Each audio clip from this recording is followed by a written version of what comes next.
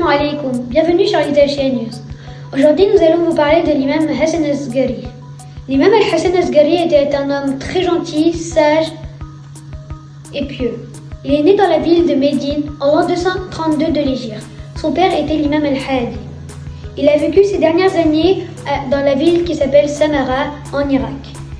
Il était souvent surveillé par les rois car les rois avaient peur de lui car il disait toujours la vérité et défendait la justice.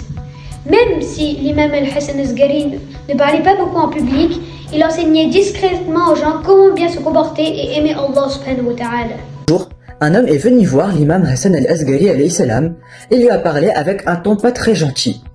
L'imam Hassan al-Asghari alayhi salam ne s'est pas fâché. Au contraire, il lui a souri et lui a même offert un cadeau.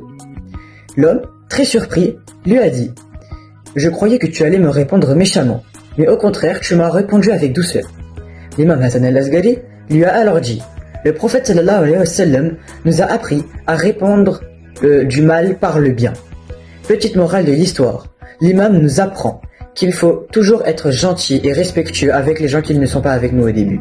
L'imam Hassan al-Asghari est mort très jeune. Il est mort à l'âge de 28 ans, en l'an 260 de l'Hégire.